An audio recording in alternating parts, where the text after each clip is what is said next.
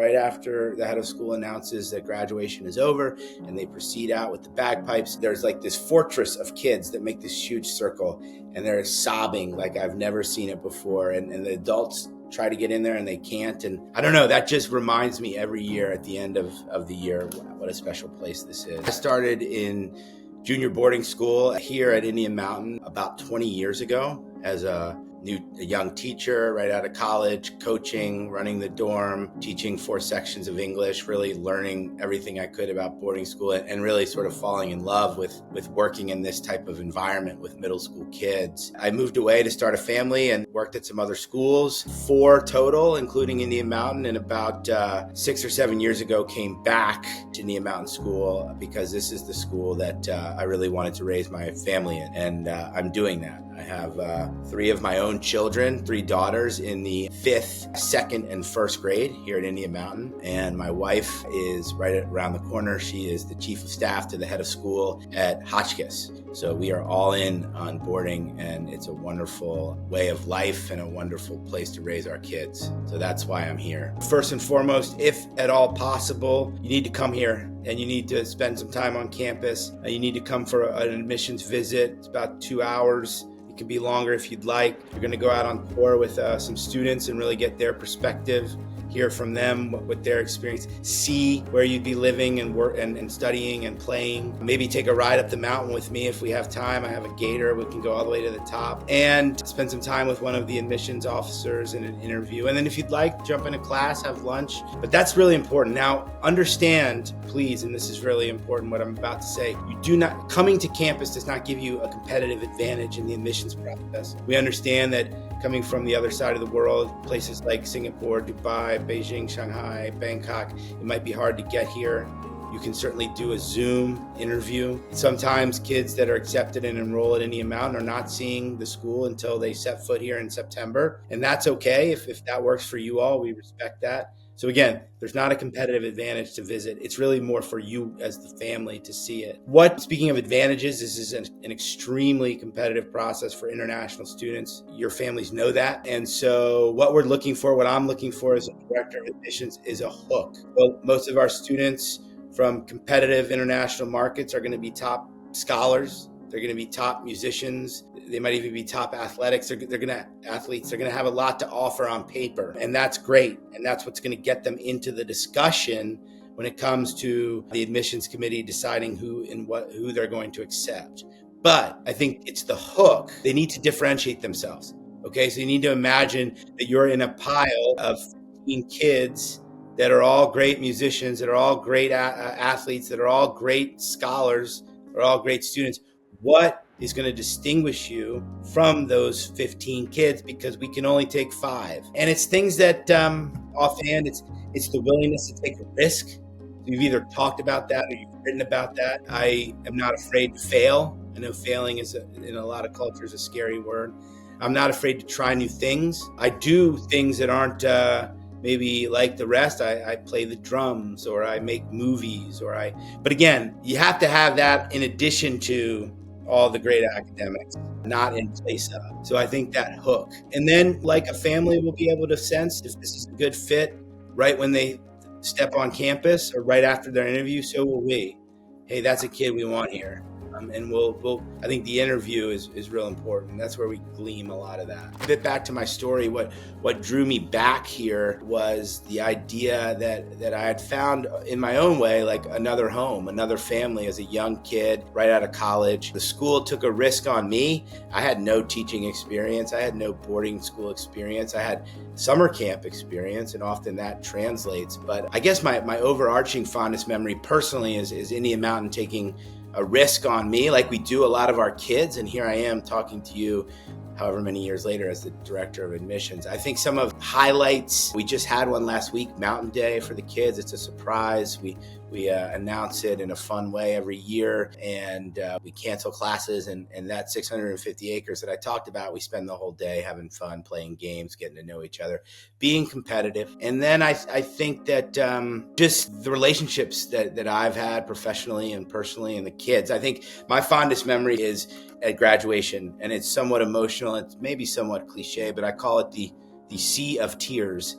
And every year outside of the tent, right after the head of school announces that graduation is over and they proceed out with the bagpipes, there's like this fortress of kids that make this huge circle and they're sobbing like I've never seen it before. And the adults try to get in there and they can't. And I don't know, that just reminds me every year at the end of the year what a special place this is. And it's fun for me now, 20 years in, to have kids come back that I once taught. And I think every boarding school faculty member would talk about that as well, the connections and relationships. But yeah, to see that emotion, raw emotion at graduation reminds me of why I do what I do. I'll start Mountain Day, a tradition. This is the culminating activity at Mountain Day is a big, huge water slide down the hill behind that Beckett house, which is the head of school's house. It ends the day and it's only for ninth graders. So the little kids love to watch the older kids do this and think about how they can hopefully one day take part in that water slide down Beckett Hill. So that's a cool tradition. I would say activities, yeah, we do a wonderful job of balancing. I think I'd like to focus on weekend activities if I could, because I think that's pertinent to all international boarders. We have a residential curriculum, and what I mean by that is we're constantly teaching kids hard and soft skills throughout our weekend program and weeknight. You know, how to conflict resolution, how to live with someone else, executive functioning, how to organize your time.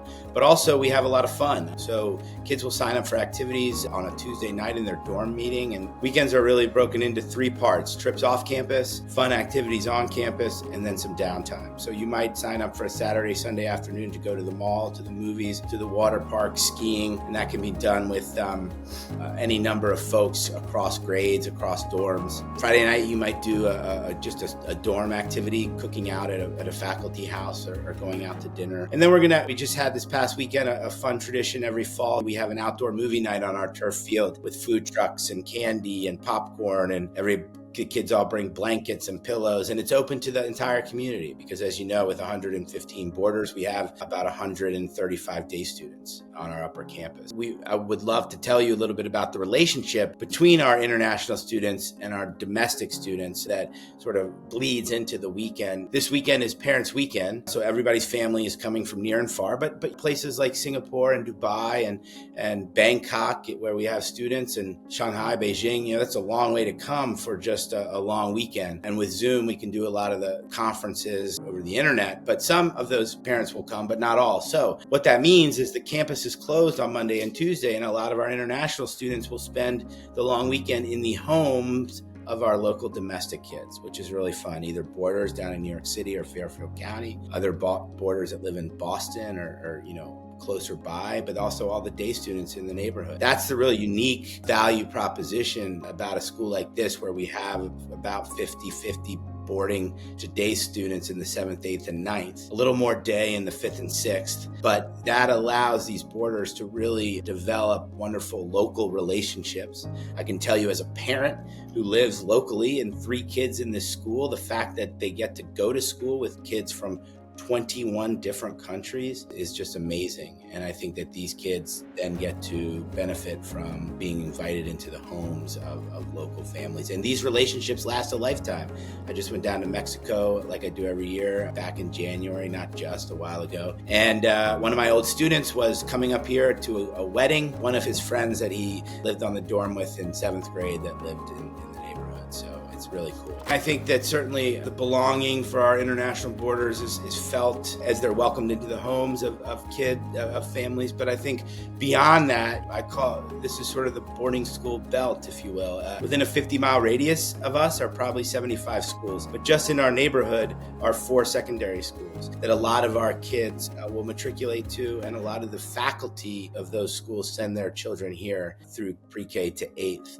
We have something called Hotchkiss Homework Helpers, which is a nice program. About 2 or 3 nights a week, Hotchkiss students come to our library to help our students with homework, our boarders. And it's not a tutoring thing or anything, an academic support. It's just many of these are former students of ours, and they might just help with the biology homework or writing a paper or doing some math problem sets. And like I said, personally, my wife is at Hotchkiss. So we use all of Hotchkiss's facilities for our winter sports. So there's a lot of back and forth. And I think what that allows for in our community, Sandy, is these local schools, when our students go to matriculate out of them to Berkshire, Salisbury, Millbrook, Hotchkiss, but also Choate and Andover and Exeter and Deerfield, we know these schools really well, and they know us. And so they know what they're getting in an Indian Mountain School student who comes after ninth grade to one of these secondary schools, as opposed to coming straight from Singapore in ninth grade. Our kids have a competitive advantage over the competition, which, as you know, is very competitive, coming from Indian Mountain to any of those schools. We foster that sense of belonging with the relationships we have with these schools.